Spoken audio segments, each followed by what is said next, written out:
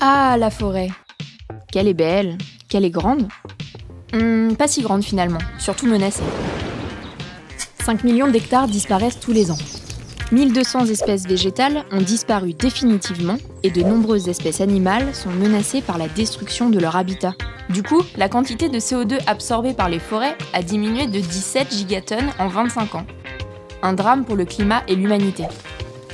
Pourtant, la forêt est source de nombreuses richesses indispensables à l'homme. En effet, la forêt, c'est de nombreux biens et de nombreux services indispensables à notre survie. On en tire des aliments, des médicaments et même des colorants.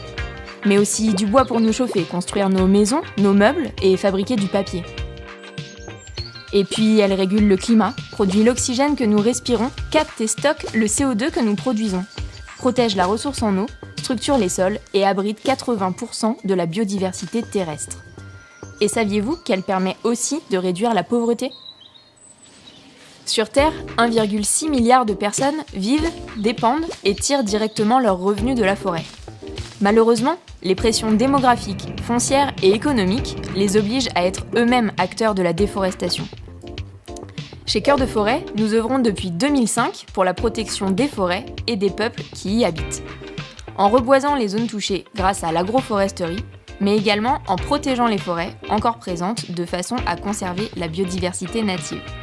L'association intervient actuellement dans 6 pays et nous proposons un appui technique aux petits producteurs du Sud pour qu'ils génèrent plus de revenus sans avoir à couper la forêt. Notre objectif, le développement d'un modèle économique qui remet la forêt et les hommes au cœur du système en co-construisant des alternatives à la déforestation.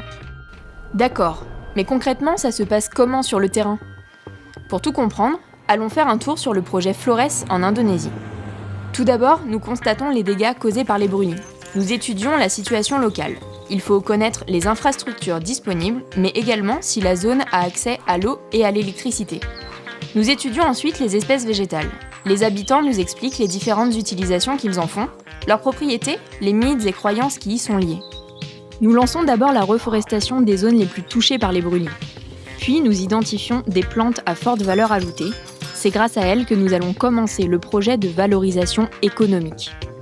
Dans un second temps, nous accompagnons les producteurs vers un modèle agroforestier en associant sur une même parcelle des plantes à préserver pour le maintien de la biodiversité, des plantes pour l'amélioration de la qualité des sols, des plantes vivrières pour l'alimentation des producteurs, des arbres forestiers pour la construction et le bois de chauffe, mais aussi des arbres fruitiers et d'autres plantes pour la transformation et la commercialisation. L'agroforesterie permet de reconstituer la biodiversité en apportant abri et nourriture aux différentes espèces animales. Globalement, l'agroforesterie, c'est 60% de revenus en plus possibles pour le producteur par rapport à une parcelle traditionnelle. Et saviez-vous que 900 millions de personnes la pratiquent déjà dans le monde ? Les producteurs se regroupent ensuite pour diminuer les coûts, mais aussi augmenter et stabiliser les volumes de production sur l'année.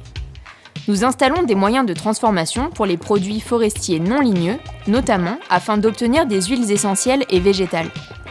Nous formons les producteurs à l'utilisation de ces machines pour qu'ils soient autonomes dans la transformation de leur production.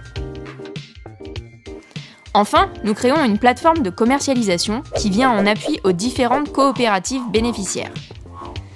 Elle les aide à vendre leurs produits sur le marché local ou à l'exportation en fonction de la demande dans le pays et à l'international. Les bénéfices générés permettent de pérenniser les actions de reforestation et de préservation de la biodiversité. En 10 ans, les projets Cœur de Forêt alliant reforestation et développement économique ont permis la plantation de plus de 400 000 arbres, de compléter les revenus et améliorer les conditions de vie de 19 455 bénéficiaires, le développement de 26 produits bio et équitables issus de la collecte en forêt ou de cultures agroforestières. Et vous, ça vous donne envie de participer à un modèle qui protège la forêt et ses habitants ? Bénévolat, dons, adoption d'arbres et de ruches, mécénat de compétences. Retrouvez-nous sur notre site internet coeurdeforêt.com et les réseaux sociaux.